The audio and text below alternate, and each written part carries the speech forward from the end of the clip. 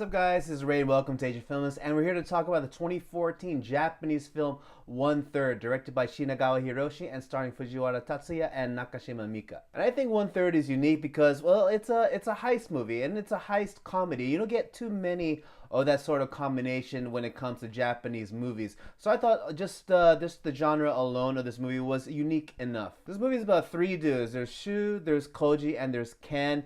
And these guys kind of become partners in crime when they collaboratively try to get out of their debt. And the way they arrange to get out of the debt is, well, by robbing a bank. And so they do the deed, and they agree to split the money three ways, but then greed starts to take over them.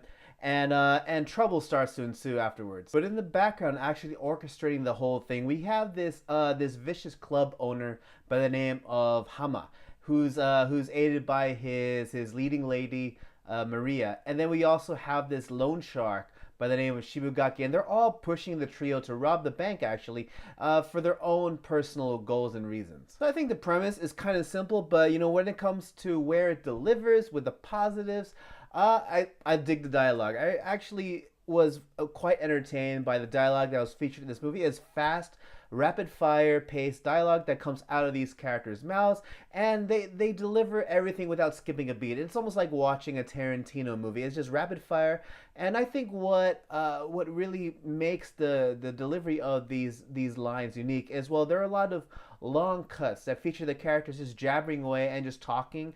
And there's no hesitation at all in the delivery of these lines. It's all entertaining. And also something that I think was unique that's usually not in Japanese movies but more in like Western or Hollywood movies is that the dialogue in that these characters say heavily relies on pop culture references. More specifically, Hollywood or American pop culture references. There are numerous references to different Hollywood movies, even to Tarantino movies themselves, to Back to the Future, and other just movies that just come out of nowhere. It's like, of all the places to make references to American movies, this is kind of a weird place to do it, but I think it works for the atmosphere of this movie. It works to paint the personalities of these characters, and overall just gives the movie and the characters a unique personality on their own. And going back to these long cuts with which these characters would just deliver their dialogue, they're pretty much just sitting around and talking, not much moving anywhere in the scene. But what kind of what kind of keeps you from getting bored during these scenes, other than, of course, the entertaining dialogue, is the dynamic camera work. The camera, for the most part, does a good job at constantly moving, so that way you're not entirely bored while these characters jabber away.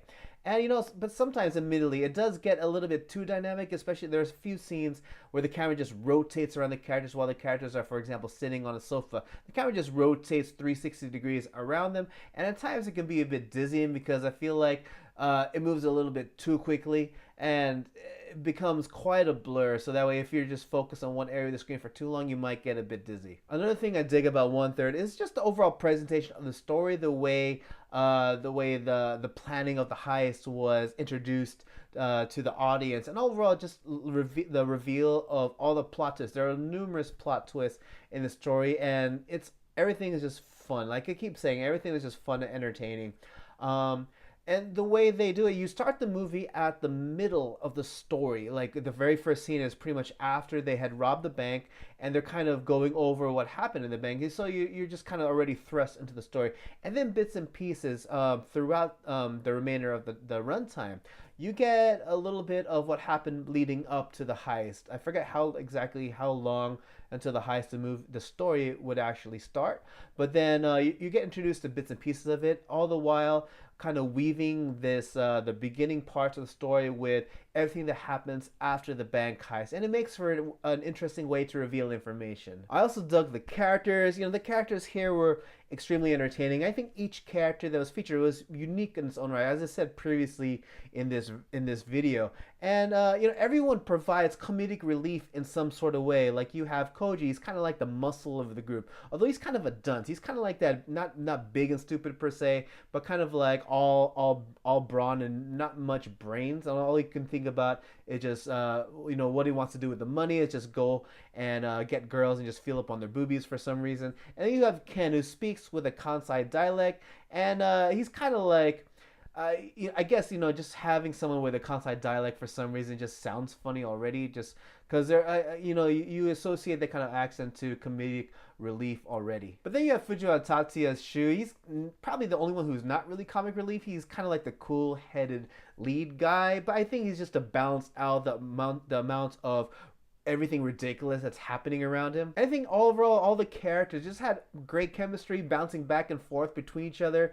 And it was genuinely like there were a lot of moments we just laughed at some of the things that they were doing with each other, whether just bullshitting each other or just talking about random stuff. And the way these characters bounce back off of each other, you really feel like even though these characters really haven't actually known each other for that long in the context of the story, you do feel like they just become quick brothers in arms and are all about just getting out of debt together. But I gotta say, my favorite character in this movie is Hama, the vicious club owner, which I was describing earlier.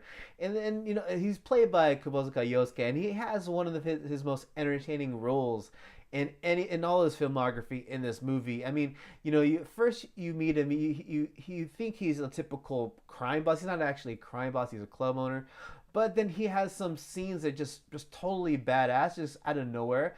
And it involves a lot of cool action sequences, and I totally dig him. When it comes to negatives, I have to say about 1/3. Well, the dialogue. I gotta go back to the dialogue. While I absolutely love the dialogue and all its pop culture references, I felt like at times it was just really heavy on the pop culture references to the point where it took you out of the story. Granted, it did feel like the times it took you out of the story were intentional, but yeah, I felt like sometimes it just went on and rambled for too long. When I love stories with rambling dialogue, especially when the characters just don't give and they don't hesitate, they don't skip a beat, just like this one.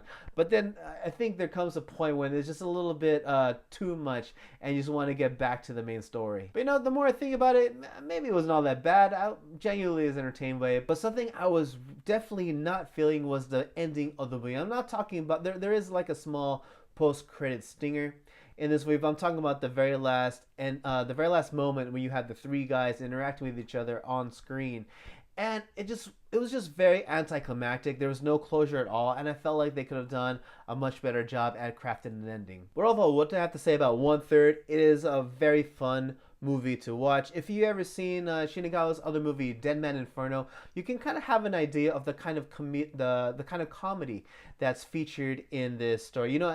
And speaking of Dead Man Inferno, something I thought that was quite funny in this movie is that Kubozuka's character, he's a huge fan of Aikawa Shonen and spends a lot of time just mimicking his mannerisms, mimicking his way of speech.